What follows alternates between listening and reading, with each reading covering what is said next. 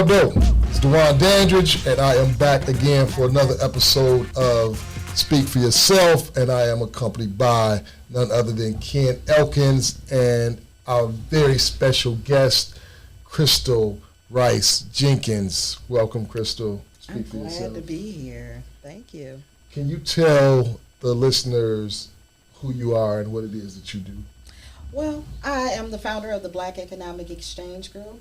I started the Black Economic Exchange Group in 2018, sort of like a challenge on social media.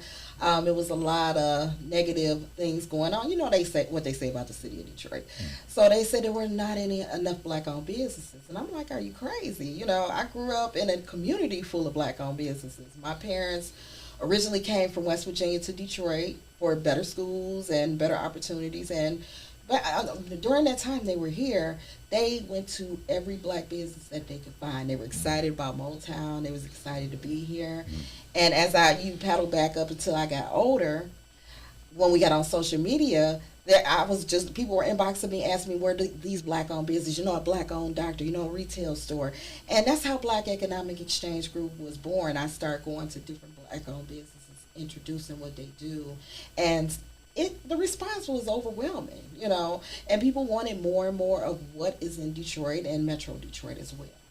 There's a couple things that excites me about that, Ken. It's like, one, people wanting to be intentional, right? But also, we know that a lot of the black entrepreneurs that we work alongside of, they don't have a big marketing budget. Right. Mm-hmm. So for somebody like you to take on the initiative and create marketing for them and draw business their way intentionally, that's exciting. That's exciting. It makes me think about the dude Keith Lee, that's the TikTok sensation, that's like almost single-handedly rescuing struggling businesses in Vegas right now. He's actually from Detroit, right? But because they're doing what your father did, what you're doing, and saying, you know what, like, I'll make sure that people are aware that these businesses are out there. So, like, hats off to you. What's your greatest success story so far that you've seen since you started this initiative? The increase of black-owned businesses. We and I didn't know I went viral. My first big viral was a restaurant that started it, and it was called Yoshi Hibachi. That's black-owned. And she was struggling. She had her first store across from Cooley High School, old black-owned fruit market turned into a building. And Finkel and Hubble. Yes, Finkel and Hubble. Where my man used to stand outside and sling the bean pies. Yes, absolutely. And I put her out. I took a picture of her and the person that was cooking, and people thought it wasn't a black-owned business because they do hibachi. Mm-hmm. And it went viral. I saw a memory of it a few months ago, and it had like 200,000 views. And I'm like, that's still going on? Wow. And every time I put a business on, whether, I was on 9:10 a.m. with Sam Riddle for a while, people would flood to the stores. They were like, oh my God, I didn't know this was black owned. And, I just want them to win. Mm-hmm. It's not about dollars and cents or free goods because I brought something. It's about increasing our community. Right. We want to, by you getting more people, you get to hire more people. You need to flood more things into the community, help out. I do it once a year. I used to do a thing with the kids with Black Scroll and, take them to the DI and show the blackness that we are innovators. We created so much, and people don't know. Just like we have a black-owned toilet paper company. During the time of the pandemic, we was fighting over Sherman, right? While we was fighting over Sherman, this man was single-handedly delivering. You can go online and order at 9 o'clock. He's dropping the toilet paper at your house at 3 o'clock. So in Detroit, we have a black-owned toilet paper provider. Absolutely. It's called Potty Products. Say it again? Potty Products. Potty Products. I didn't know that. Yes. Pottyproducts.com. Okay. So it's just like everything I have out here. We got black-owned laundry detergent. Mm-hmm. It's not local, but we have true detergent. We have everything you could think of. We got black air fresheners. We got black Q-tips, black trash. We have everything. And of course, we got the black-owned businesses. We got the gas stations. People got to understand the concept. When we were during the civil rights, we band together because we had no choice. We couldn't go sit at the counter, and we've forgotten that concept. And we need to get back into it, not use black businesses as an afterthought. We need to be black on purpose all the time. Not get mad because this coffee shop called me the N-word. Now we need to be patronizing Detroit Sip. Right. On West right, McNichols. right. DSW on Livernois. You know, we have a lot of great things in our community. We just have to look for them. If we can Google when Jordan's going to come out, we need to Google black-owned businesses. Right. And sometimes it's just simple as that. Put in black-owned and look it up. You know, let's be black on purpose and be aware of what is in our community and the value of our community, what it's going to bring. Because during this, you know, when we had the Civil Rights Union, when they had the boycott, they boycotted and walked and they came together and they drove together. And we're not doing that anymore. We're not putting our money, and we're talking about other communities thriving, but we're not coming in our community. We come up with an excuse saying, oh, there's no parking, so we're not going to go there. We find every excuse not to support a black-owned business. And we need to find a million excuses why we should support black-owned business. Black business means black economic power for our community. Now, is the directory, is it something that's available physically in paper form? Is it available online? How does the consumer access the directory exactly? They would go on blackeconomic.net. It is online right now. In the spring, we're going to be printing a version. I'm actually in the final stages of printing. It got a little delay, but I want to do some revisions, and it'll be out. And these are black businesses. Some of them you know, and a lot of them you don't know, because they can't afford the marketing. You know, and we think about food, because we love food. We got black-owned McDonald's, a whole bunch of franchises, East and West. We got black-owned doctors. We going through the mental health. We got black psychiatrists. It's just, do we really want to request it? Because if you go to the other communities, they're going to say, we got it in our community. We go to our community first, and then we'll use somebody else secondary. But we go to our community first, and we have to do that. I love that. That's actually a brilliant idea as well, not to just highlight let's say my clothing shop, but if it is a black-owned McDonald's, a franchisee, to at least say, I'm going to patronize this franchise because it is black-owned. So I love that idea as well. And then, is there a business-to-business element to there, where a black-owned business could connect with another black-owned business? Absolutely. Is that an element that exists too? Yes, because we want to, if I sell toilet paper, your restaurant should have my toilet paper. If I sell paper plates, restaurants should be there. If, most of all, and this is what we're struggling with right now, I know several black-owned florists. Our black-owned funeral homes are not patronizing. And we need to create a space where that should be the go-to. If you're a black-owned funeral home, you're burying our people by the dozen. You need to be given the flowers from a black-owned florist, not 1-800-FLOWERS, but a black-owned florist in our communities. We have several East and West to pick from. And that's what's in the black-owned directory. We have the florists, we even got the funeral homes up in there. We want you to die black and wake up black. So we got to be black on purpose. Yeah. I want to wake up black a few more times. Absolutely. Before I patronize one of them funeral homes. Absolutely. Personally. So, to your point and to Ken's question, great question, because that's one of the things that really excites me, right? I was in a black-owned store the other week, and he was sharing with me that somebody from a black-owned coffee shop, so he sells cookies, good cookies, shout out Good Cookies. He said that Charity Dean, who owns Rosa, had reached out to him to start carrying his products inside her coffee shop, right? So that's them understanding the need and working together. That really excites me. But I agree with you, like, if you have a store, whatever the case may be, you should definitely be carrying toilet paper from, give us the name of it again. Toilet paper, it should be on pottyproducts.com. Pottyproducts.com, definitely. So how do you find time to make this happen? Are you charging a fee for all this work that you're doing to go out and like discover these businesses and compile them for us to have access to them? No. No fee. No. So you're just doing it out the kindness of your heart. Yes, whenever, and I'm not only just airing and putting it on my social media, I'm actually buying something from them. If you haven't seen me online, that means I don't have the money to go. But every video I have ever did, I bought something. Nice. So nice. I'm not just telling y'all to support. I want to patronize them and support them as well. No, that's huge. And you talked a little bit about us kind of being not forced to, but accustomed to shopping with one another, during segregation, right? Now we should also be marketing other people that can patronize our places, right? So I don't think that the Black Economic Exchange is exclusively for Black shoppers, right? Do you want other shoppers from other communities to take advantage of this database and shop at these stores as well? That's right, because at the end of the day, everybody enjoys a good product, a good service. And I'm sure that the businesses that you have highlighted are providing just that, right? So what do you say to somebody that's not from the Black community that's wondering, should I be shopping here? Is this for me as well? And you know what? If we have more of, it's really sad and kind of true. We have non-Black people supporting more Black businesses than our own people.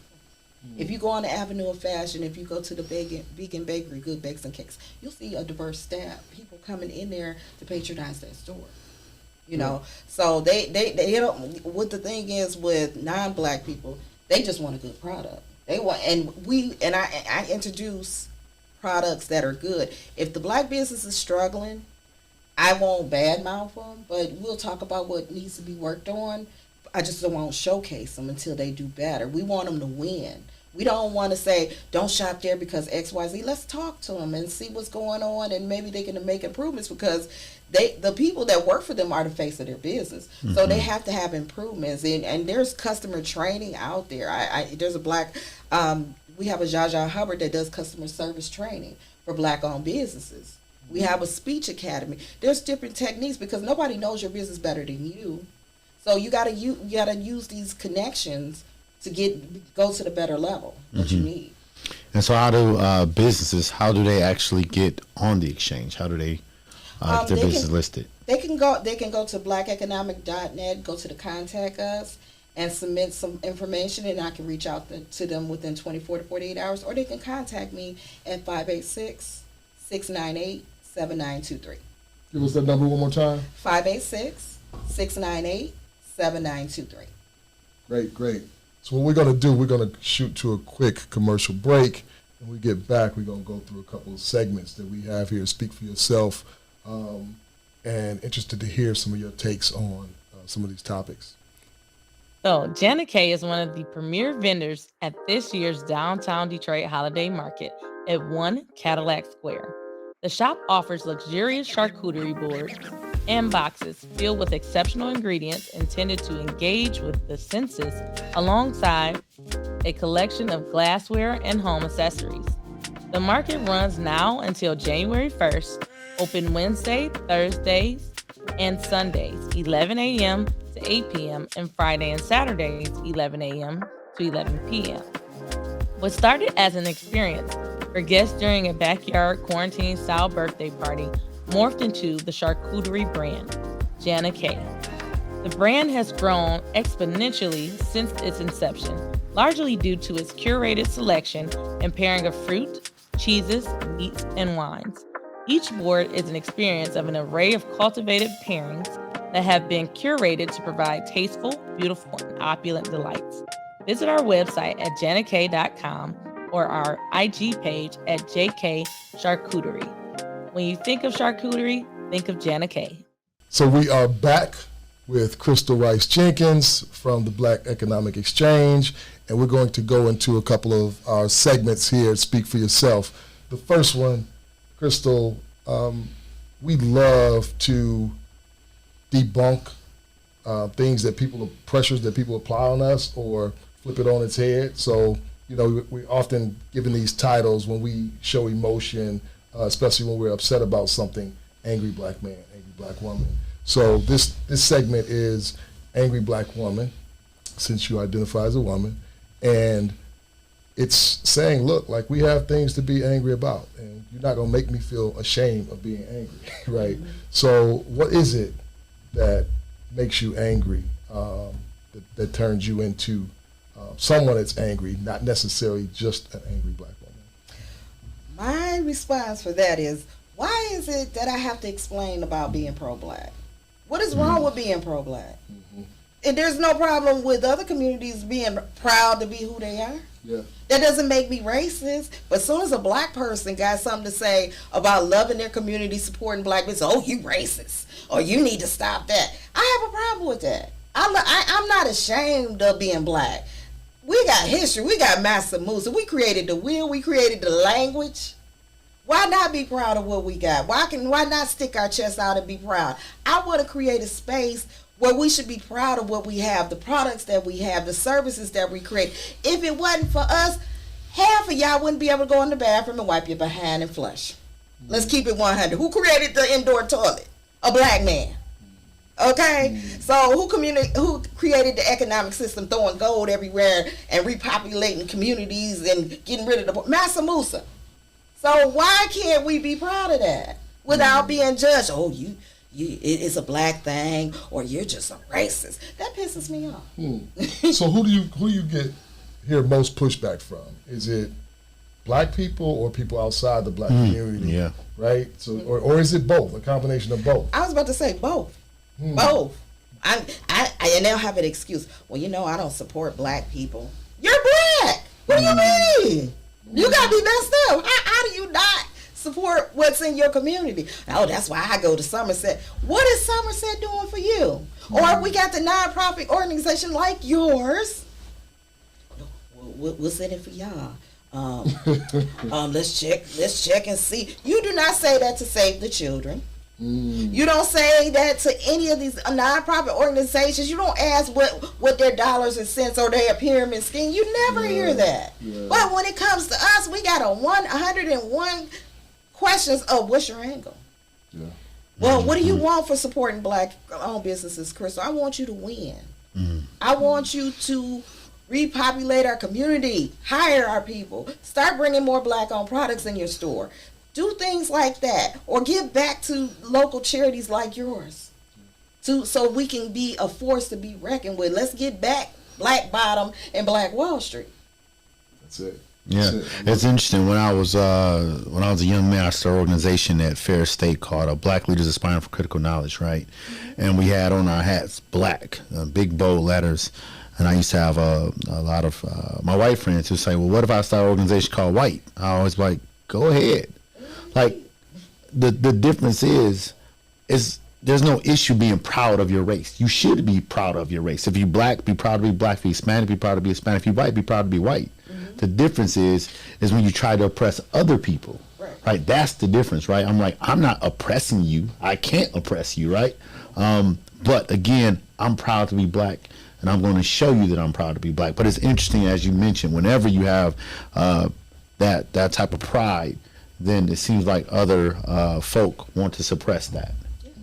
Yeah, that's good. That's good. So, great answers. Great, way to contextualize that, Ken, and give an example of it. This next segment is going to be one of my early favorites, even though this is our first time doing it. So you'll be the first, and Ken will be the second. And we call this, I Gotta Fight Every Night Just to Prove My Love, right? So many of y'all might be familiar with the 5 Heartbeats and that scene in the 5 Heartbeats, but we know that, like, we always have a fight, right? And sometimes we have a fight within a fight, right? Sometimes we're in alignment with, like, the greater community as members of the United States, but then oftentimes we have a fight within those fights where we have to make sure that we're seen as equal. So this is an opportunity to share the thing that Crystal has to fight for almost every night. And then, Ken, we want to hear the same thing from you. What does Ken have to fight for? So you have yours? Yeah. I got to fight I got to sell our own people on something that they should be doing every day. You need to be waking up and going to sleep supporting black business. You should be, every day out the week, you should be looking for something black. If you got to go to a black gas station. But I have to fight because we think black businesses, supporting black businesses is a way of life. It's not an afterthought. It's not a fad. And I have to constantly keep proving and testifying to people to support your own, which should be a natural thing. Good. It's good. Ken, what do you have? I got a couple of them. First was like the big piece of chicken at my house. Ooh. I gotta fight every night. So you fighting every night to prove that you love the chicken? Did I love my family enough to get the big piece of chicken? You know what I mean? Like, I think those days, at least in my house, though, the days of the, I guess, the breadwinner, so to say, getting the big piece of chicken is gone. Now it's like, look, whoever get in his kitchen and grab it is getting the big piece of chicken. So that's normally my 15-year-old. So, 15-year-olds have a bigger appetite than you, bro. She's not big. She's not bigger than me. I need the big piece of chicken. I'm very active. That's true. Right? She's way more active, way more active than me. But another one is just as Crystal was saying, being a member of Black Leaders Detroit and our minimum ask, right, of $1 a week, $4 a month, $4.33 a month, $52 a year, and just getting people to understand how small of an impact that is, how small of a contribution that is to make such a big impact, right? And it'd be interesting because I have friends who we can go to the bar and they're like, "Dog, what you want to drink?" And they'll drop $100 on me drinks, boom, boom, boom, boom. But I'll be like, "Hey man, why don't you donate that $52? Oh man, I ain't got to it yet." You know what I mean? So just that, really trying to get those who roll with you, and I don't think it's intentional. I think it's just getting people to understand, as she mentioned, how important that is, right? Like it's not a priority for them. Yeah. It's a priority for me and you and us people to think like us, but it's not a priority for them. So really getting them to understand that is a priority and making that donation, right? And then I think I had one more, so sorry. But the other one was, hopefully the next time you add this segment, I ain't used them all. But the other one was funny because I just had a conversation with this in my Leadership Detroit class the other day. And that was that black men can be passionate without being aggressive, right? And it's interesting how I feel like I always got to be able to distinguish the difference in that. To just because I'm passionate about something and I might lean forward as I talk about it, I might even talk in an animated way because I'm an animated person. I like to talk in an animated way.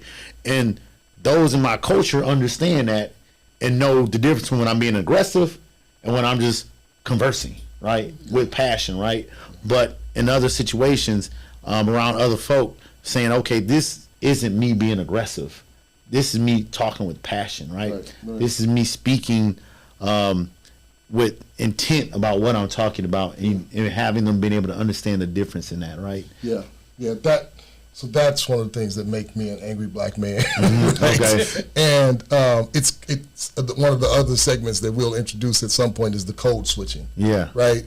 And I'm constantly challenging us to be an authentic version of ourselves. I think it's twofold, right? Like us being genuinely ourselves and exhibiting all of the different characteristics and emotions that like white men have the freedom and are encouraged and like almost or thought to be heroic if they do all of that, right? It's called passion, right? Where yours would be called threatening. Right. You know what I mean?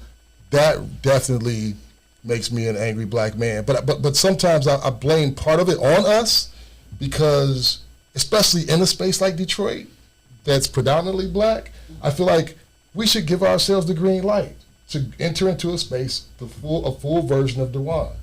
That way, if I was there before Ken, that's going to force the people in that space to deal with that. So when you come, at least it ain't the first time that they saw somebody being compassionate or passionate or whatever the case may be, but now it comes off as a surprise, and they haven't had to wrestle with why do they feel like, I should tone myself down to make them feel more comfortable. Right, to feel less, I got to make myself small. Exactly. To make you feel less threatened. I actually had someone tell me once, like, well, Ken, you're a very, you're a big person. I'm like, I ain't that big. Like, I'm not. And so what if you are? Right. You know what I mean? Like, I'm not going to make myself small to make you feel comfortable. There you go. Right. You know what I mean? Like, you deal with my big blackness. That's it. That's it. It is what it is.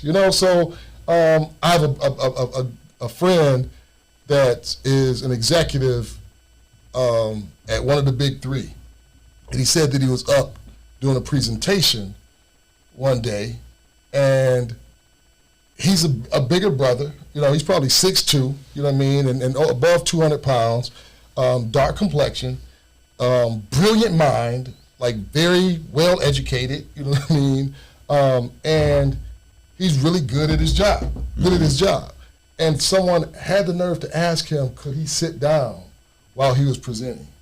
Because they felt uncomfortable with him up doing a presentation and moving around the way that you just described and being, demonstrative with his hands and using like his hand language and stuff like that. You know what I mean? Right. So like that's kind of what we did with, but he pressed into it. Yeah. You know what I mean? And now it's like I have this thing that I do, Crystal, that I say, you know what? If you're gonna make me feel uncomfortable, we're all gonna be uncomfortable. You know what I mean? So like we're gonna deal with this in real time. So it's funny that you say that though, because I had at my Leadership Detroit meeting actually, there was a black woman actually said the same exact thing to me because I was standing up and talking, and I'm just standing up and conversing with other folk during this presentation. She's like, Ken, and I love her, she's a great woman, but she's like, Ken, can you sit down? You're just very big. You're overwhelming. And I just looked at her and I said, so you want me to make myself small? Right. I said, you telling a black man to make himself small in his room. And then she thought about it and was like, you right, brother, my bad. Yeah. Because they're trained that way. Yeah, it's trained that way, right? I worked in corporate America in one of the big three, and I did human resources. And when we have presentations, they're intimidated by big black men. Don't ask me why. And they say the same thing. Can you sit down? Or they're scary. Me, I'm sitting there like, yeah, I got a brother here. It sounds like, okay, I'm going to get every word he's saying, getting excited. But they're intimidated. They rather hire a black woman or somebody else of another race that's less intimidating. But the black men, they are intimidated. They don't want to hire, because of that. Yeah. But the fact that it was a sister that told you that, like that just makes me want to look in the mirror and say, Dewan, where is that showing up for you, right? Like, what work do I have to do to make sure that I don't want to continue to basically be an enforcer of, like, white supremacy, you know what I mean? Yeah. And making sure that, I take on the task of putting someone black in their place, right? Yeah. Because that's what it boils down to, right? If you get to the root of it, it's like, wait a minute, your place is not to be up and proud of yourself and on equal playing field with leaders in here, even though this is Leadership Detroit. Right. You know what I mean? Right. It's like the group itself, the fellowship itself is called Leadership Detroit. Right. You know what I mean? And this is the way some leaders get down. Right. They're like, no, not you. Not you. Make yourself small. That's it. So you don't intimidate everyone in the room. But I appreciate you, like, calling it out. And then I also appreciate her, like, saying, like, wow, is that what I just did? Yeah. And that's exactly what she did, too. Is that what I just did? But because it's not just her. Right. We've all been trained in this way. So there's unlearning that's necessary for all of us, without exception. You know what I mean? It's obvious when it shows up in somebody else. It's less obvious when I do it. So we have to do that for each other. We have to be willing to call one another out in real time sometimes. Not in a way that's going to condemn, you know what I mean, but, definitely bring the conviction. Yes, sir. You know what I mean? So that's it. Well, Crystal, we would love for you to have the last word. Is there something that you would like to share with our listeners? This has been so good for me, like, engaging with you and Ken and y'all sharing, like, real stories and what have you. But unfortunately, we're going to have to wrap up and then hopefully have you back at some point because it don't stop. The work of the Black Economic Exchange is not like a one series type of work, one episode type of work. So, but if you got anything that you want to share with the listeners that you haven't said yet, here's your time. Absolutely. During this year in 2023, we're going to be doing the Black Vendor Express. We're going to be introducing Black-owned businesses that you may not know. And, when they start out, they started these pop-ups. So this is important for you guys to patronize these pop-ups, whether they're small or big. There's introductions of products, and they want to see how it pans through. So I wanted to create a vendor express, a Black-owned business vendor express from east to west. And if you're interested in becoming a vendor for this event, definitely reach out to me. Go to telephone number 586-698-7923. And guys, be Black on purpose. Black History Month is all year, not 1 month. Juneteenth Jubilee is not just 1 month. It's all year round. Let's be 365 black all the time. That's good. That's it. Ken, you want to take us home? Actually, I can follow that. I think that was very good. If Martez can hit our little Black and I'm Proud soundtrack, I think that'll be what should follow that saying right there. That's it. Say it loud. I'm black and I'm proud.